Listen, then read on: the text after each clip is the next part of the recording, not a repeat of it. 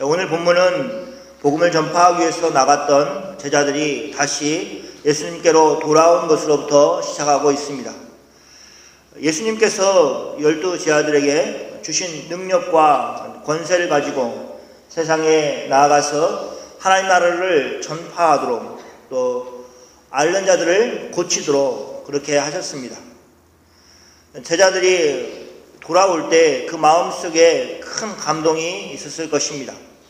그들은 자신들의 스승이요 또 주인이신 예수님이 하셨던 그 일을 각촌에서 이루는 것입니다.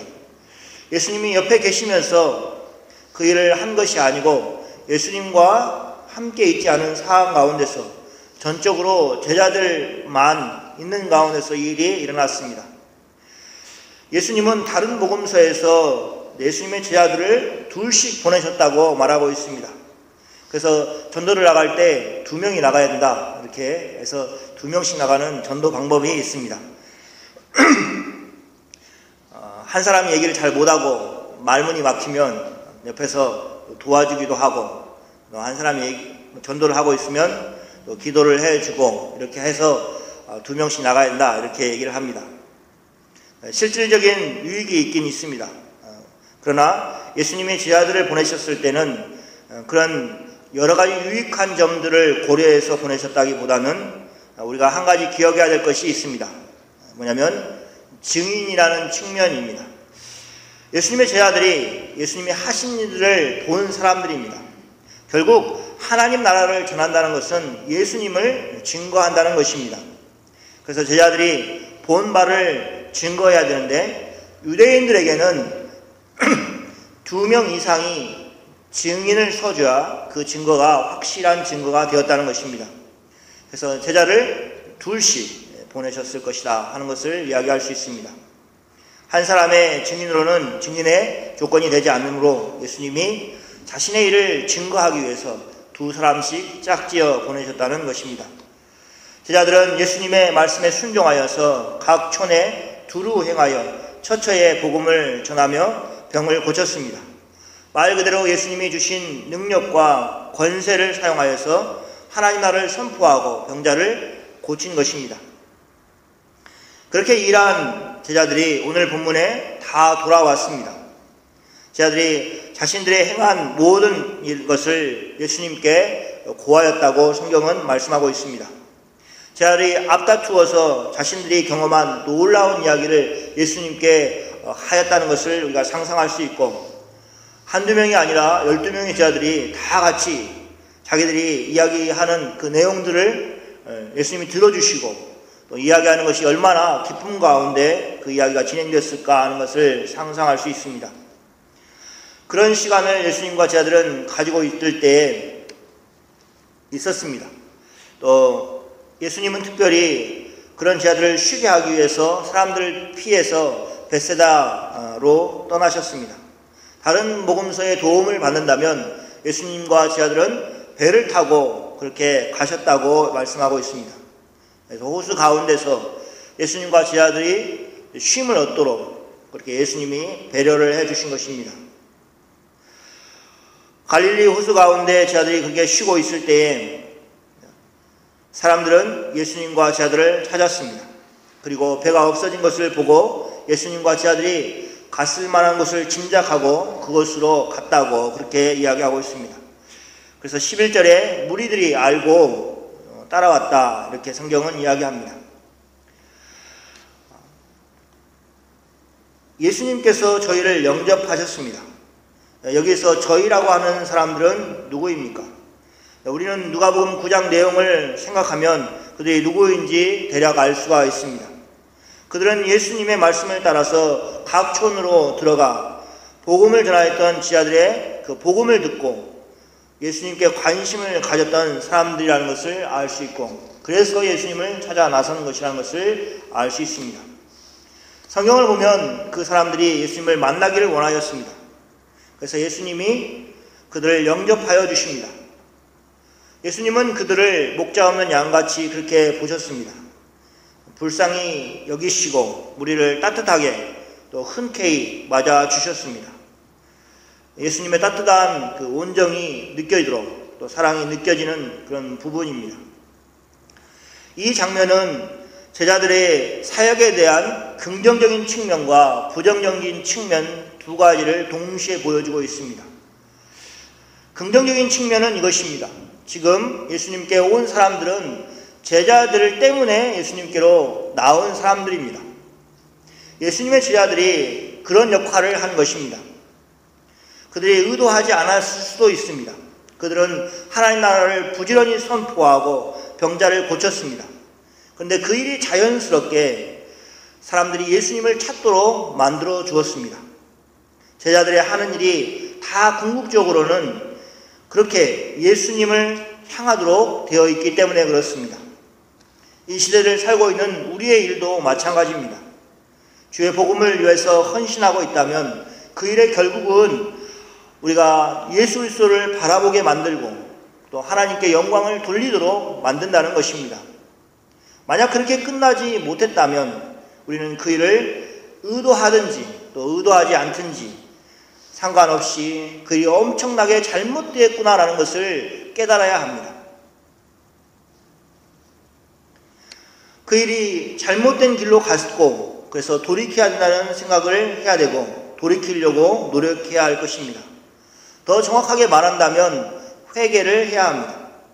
예수님을 만나게 하는 일을 막는 일이 되어버리는 일을 인해서 그렇게 일한 우리 자신을 하나님 앞에 내어놓고 우리의 죄를 고하고 용서를 구해야 한다는 것입니다. 예수님을 오히려 만나지 못하게 한 그 일들이 우리 가운데 자주 일어납니다. 그래서 우리는 항상 깨어 있어야 합니다.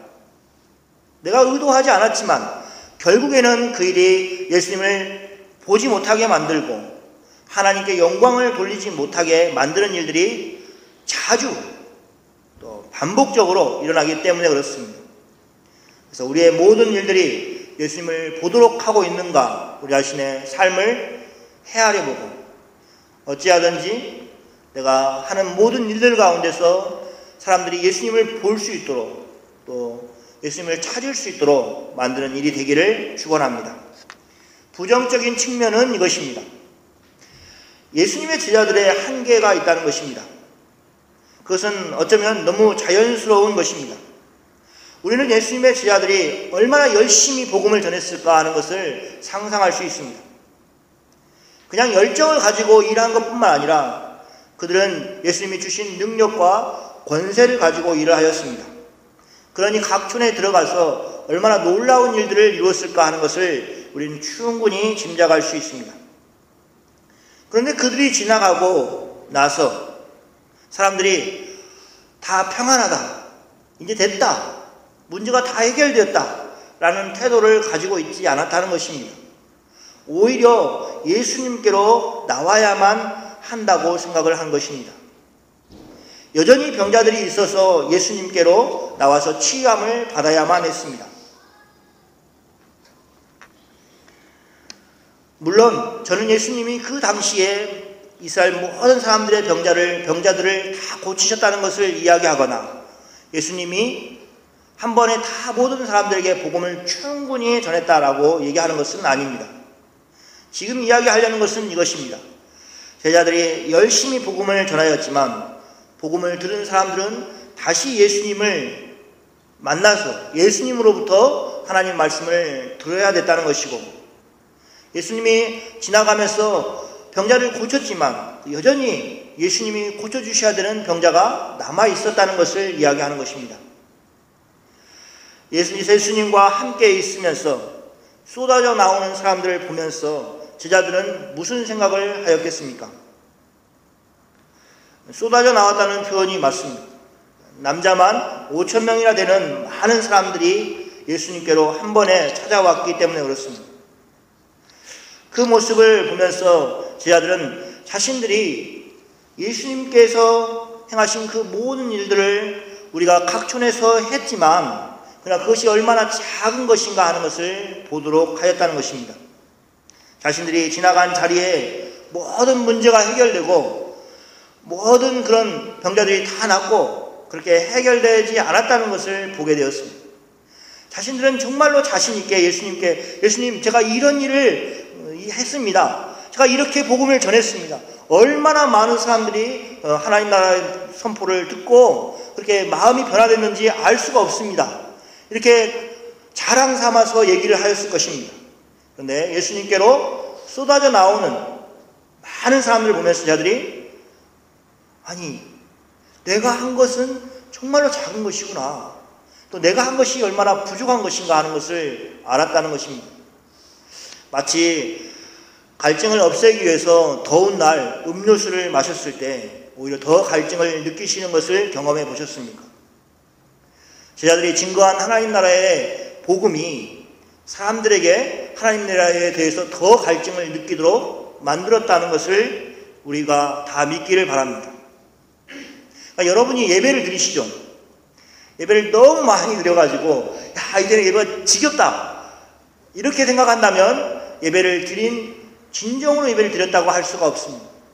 예배를 드리면 드릴수록 하나님 말씀 더 듣고 싶고 더 깨닫고 싶고 더 하나님께 붙들린 바 살고 싶어 하는 마음이 우리 가운데 들어야 된다는 것입니다. 그래서 우리도 마찬가지로 우리가 다 채워줄 수 없다는 것을 인정하면서 사는 것이 필요합니다. 우리는 그런 능력도 없고 그런 것을 할 수 있는 사람이 아닙니다. 우리에게 예수님이 많은 능력과 권세를 주셨다 해도 우리는 여전히 사람들이 영적인 갈급함을 가지고 예수님께로 나오도록 하는 일까지밖에 우리가 할 수 없다는 것을 인정해야 됩니다. 그 부분을 우리가 메워줄 수가 없습니다. 그 부분은 부모가 메워줄 수도 없고 배우자가 메워줄 수도 없고 또 다 장성한 자녀들이 메워줄 수도 없습니다. 그것은 오직 예수님만이 메워주실 수 있는 부분입니다. 그래서 오늘 본문의 내용들은 사실은 제자들의 능력만음을 보여주는 것이 아니라 오히려 그들의 한계를 보여주고 있는 내용입니다. 오병의 기적은 제자들이 한계가 있다는 것을 보여주는 것입니다. 그들은 각 촌에 나아가서 얼마나 능력 있게 일하였습니까? 그러나 결국은 그들은 아무것도 아닌 사람이라는 것을 다시 한번 보여주는 것입니다. 그러면서 동시에 예수님의 풍성하신 사랑과 능력 많으심을 보여주고 있습니다. 직접적으로 제자들이 자신의 것이 아닌 능력의 시선을 빼앗겨서 그것을 주신 주님을 집중하지 못하고 있었다면 그런 일이 일어나면 안 된다는 것을 보여주고 계시는 것입니다. 오늘 본문을 읽는 저와 여러분에게도 또 동일하게 성경이 우리에게 말씀하시는 것입니다. 우리 주님이신 예수님은 이미 여러분에게 주신 그 능력으로 인해서 여러분이 취해서 살지 않기를 원하십니다. 예수님은 여러분에게 더 많은 능력과 더 많은 은혜를 주실 수 있습니다. 그것이 예수님이십니다. 여러분에게 그런 능력이 필요하다면 그것을 공급하실 분은 오직 예수님밖에 없다는 것이 우리의 믿음입니다. 그래서 기도에 대한 성경 구절은 우리에게 한결같이 이야기합니다. 구하라고 말합니다. 그러면 주실 것이라고 말하고 있습니다. 오늘 본문은 그런 구조에서 우리가 살펴보기를 바랍니다. 제자들의 한계를 보여주고 있다는 것입니다. 그래서 예수님은 그들의 한계를 알도록 말씀하십니다. 한마디로 얘기하시죠. 너희가 먹을 것을 주어라. 예수님이 이 말씀은 제자들에게는 엄청난 도전이었습니다. 제자들은 이미 자신들이 그렇게 할 수 없다는 것을 예수님께 말했습니다. 그렇게 할 수 없다는 것을 예수님께 문제 제기를 하였습니다. 예수님이 처음부터 너희가 먹을 것을 주어라 이렇게 말씀하신 것이 아니라 제자들이 상황을 판단하고 예수님 이제는 이 문제를 해결해야 될 것 같은데요 라고 예수님께 먼저 문제 제기를 하였다는 것입니다. 제자들이 본 상황은 무엇입니까? 날이 저물어 가고 있다는 것입니다.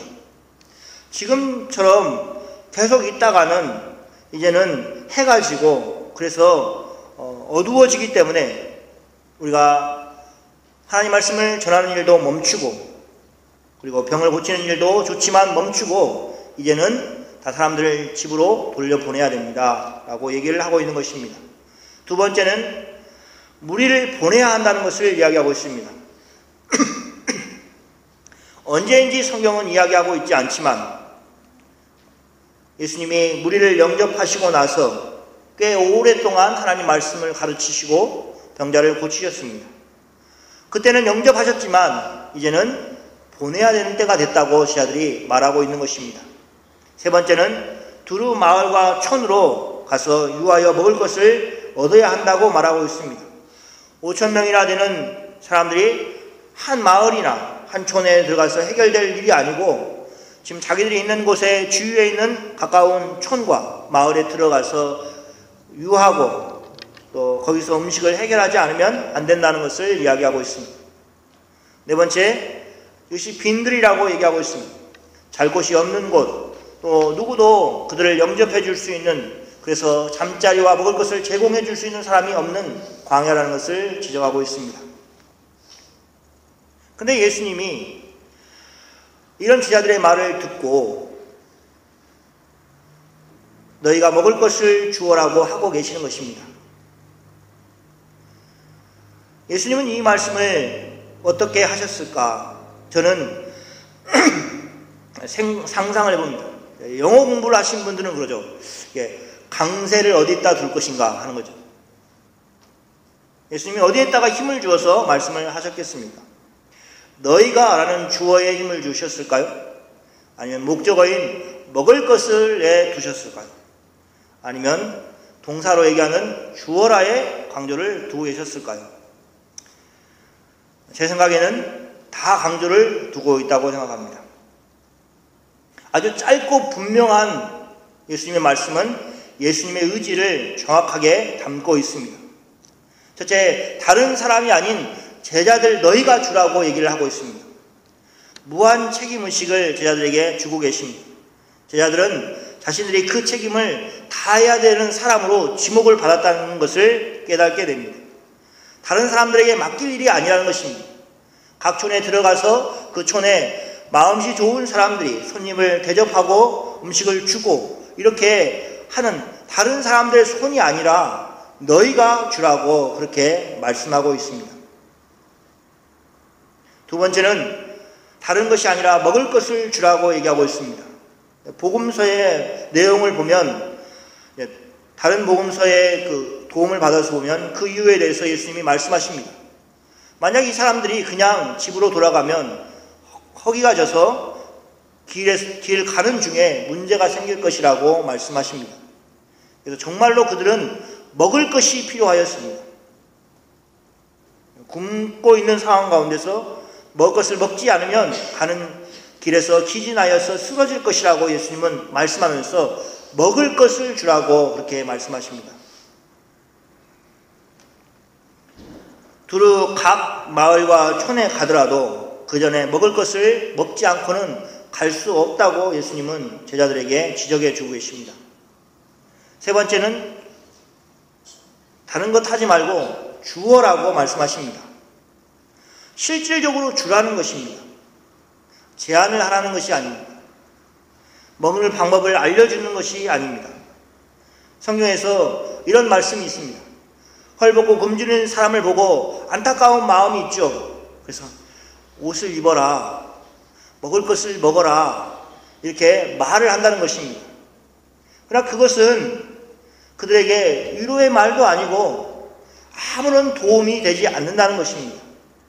물론 말로 해야 될 때가 있지만 그러나 말로 하지 않아야 될 때까지도 말로 끝나버리면 그것은 진정한 믿음의 행동이라고 우리가 할 수 없는 것입니다.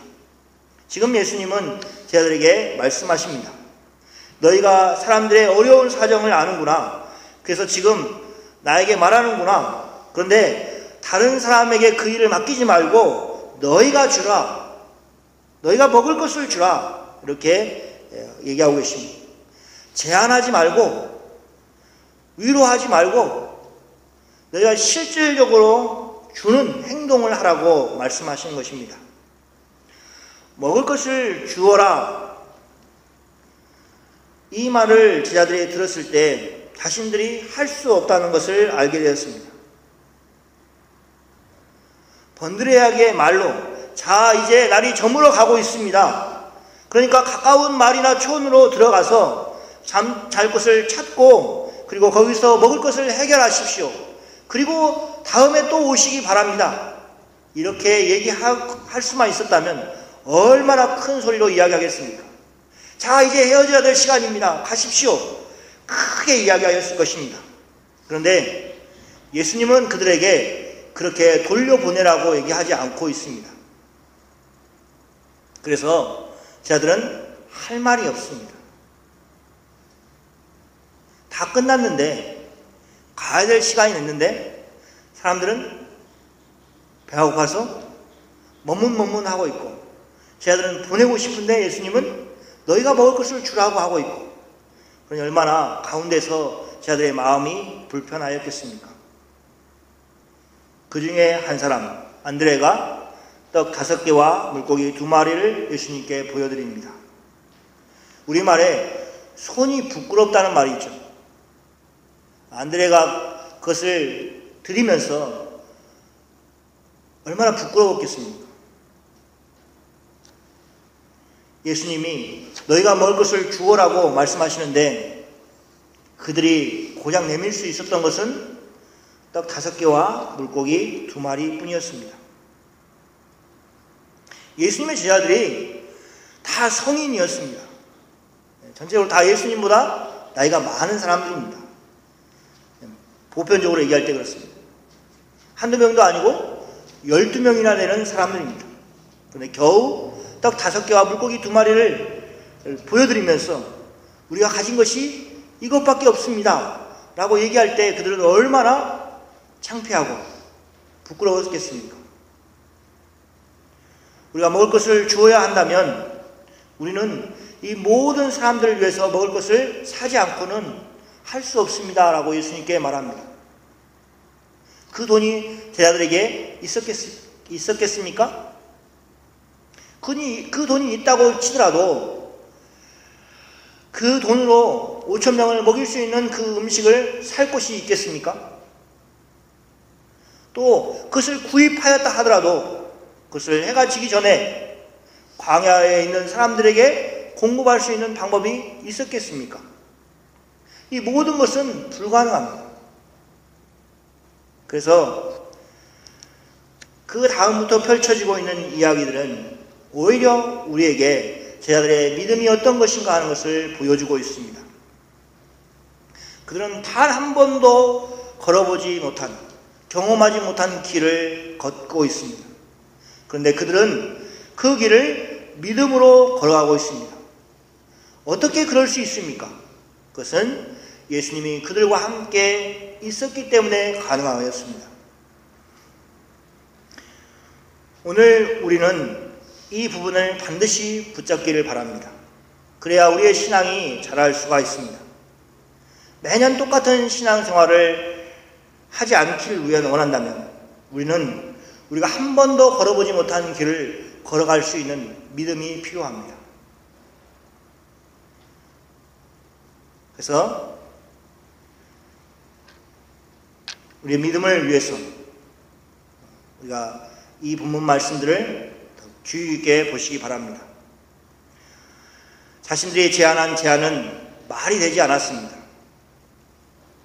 그렇다고 해서 끝나는 것이 아니었습니다. 제자들에게는 여전히 책임감이 남아있습니다. 예수님의 말씀이 남아있죠. 너희가 먹을 것을 주어라. 이 말씀이 그들의 마음 가운데 남아있습니다. 예수님이 이미 그들에게 맡기셨습니다. 이 사람들은 너희가 먹여줘야 될 사람들이라고 말씀하신 것입니다.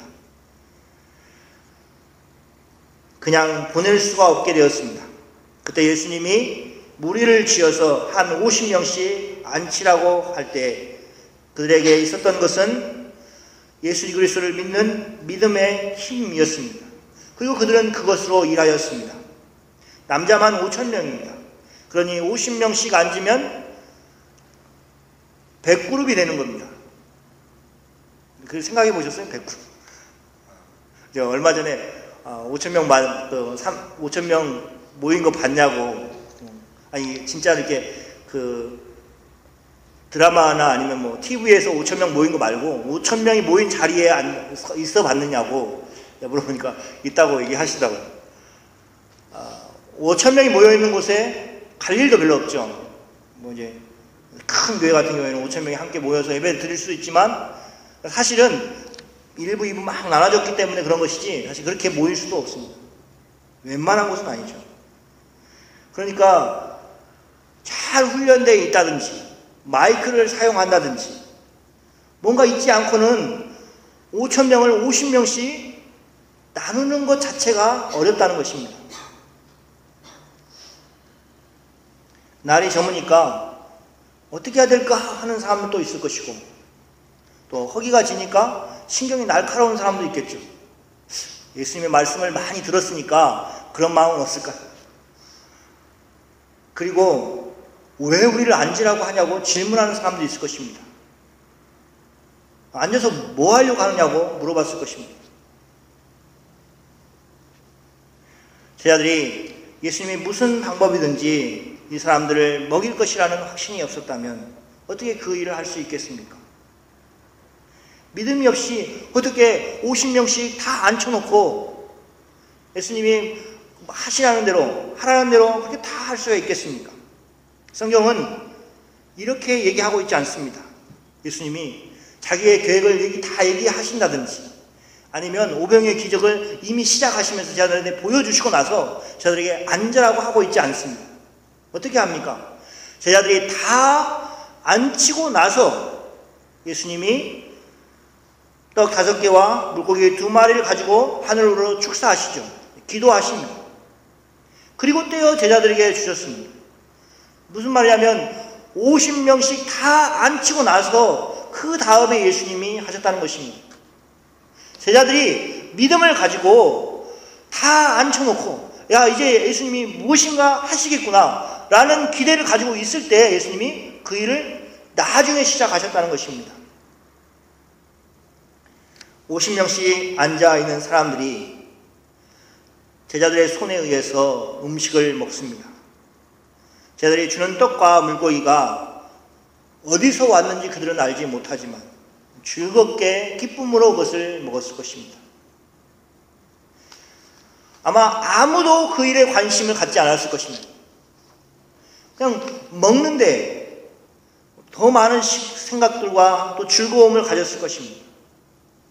그런데 제자들은 똑똑히 보았습니다.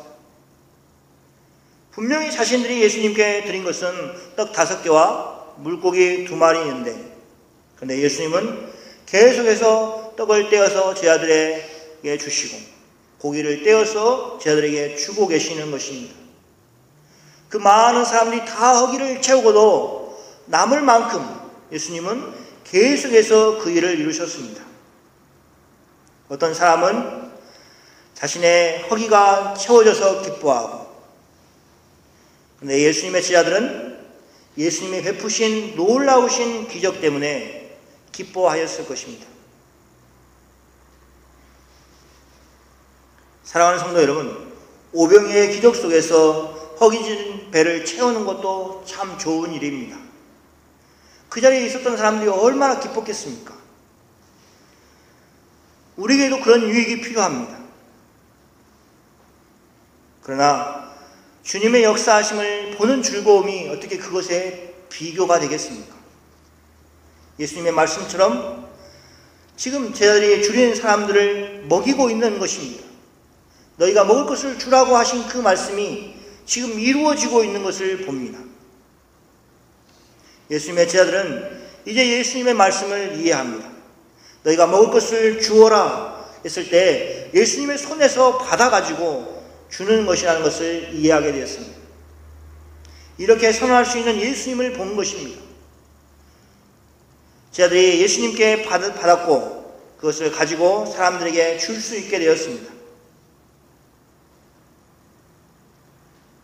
예수님은 정말 아낌없이 주셨습니다. 그래서 십자가에서 자신의 생명을 내어주기까지 그렇게 우리를 사랑하셨고 우리에게 주셨습니다. 예수님의 그 생명을 사도들이 받았습니다. 교회가 받았습니다.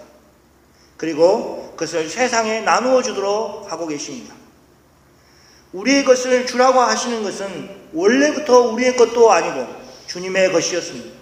지금도 주님의 것이고 또 영원히 주님의 것일 것을 우리가 주님의 손에서 받아서 지금 세상에 주라고 하시는 것입니다. 내 것이라고 생각하는 순간 우리는 모든 것이 아깝게 느껴집니다. 버릴 만한 그것도 움켜쥐려고 아까워합니다. 내가 분명히 버렸을 것인데 이거 좋은데 나 주면 안 돼 하면 이것이 좋은가 보다 하고 움켜잡는 것이 우리의 모습입니다. 그런데 우리가 가지고 있는 것이 주님의 것이라고 생각하는 순간, 잠시 주님이 우리 손에 맡겨주고 계신다는 생각을 하는 순간 우리의 삶의 자세가 바뀔 것입니다. 예수님이 제자들에게 물고기와 떡을 떼어 주실 때에 제자들 중에 어느 누구도 내가 배가 고프니까 내가 먼저 먹어야겠다고 담배드는 제자가 없었을 것입니다. 내가 내일 먹어야 되니까 이것은 내가 좀 가지고 있어야겠다고 그렇게 붙들어 놓은 제자들이 없을 것입니다. 예수님의 손에서 계속 떡을 뗄 때 나는 언제 먹지? 염려하는 제자들이 없었을 것입니다. 과연 내가 일을 하고 나서 사람들 다 주고 나서 내가 먹을 수 있는 차례가 올까? 이런 근심과 걱정으로 일하였던 제자들이 없을 것입니다. 왜 그렇습니까? 주님이 충분히 공급하실 수 있는 분이라는 것을 신뢰하였기 때문에 그렇습니다. 여러분도 그렇게 사시기를 축원합니다. 잠언 11장 24절 말씀을 마지막으로 읽고 우리가 같이 이게 말씀을 마치면 좋겠습니다. 한번 같이 읽겠습니다. 흩어 구제하여도 더욱 부하게 되는 일이 있습니다. 하나님의 영광을 위하여 일하면 하나님이 죄송합니다. 그 다음 절을 제가 읽은 것 같아요. 같이 한번 읽겠습니다. 흩어 구제하여도 더욱 부하게 되는 일이 있나니 과도히 아껴도 가난하게 될 뿐이니. 예, 그렇습니다. 하나님이 우리의 삶을 그렇게 해주실 것입니다.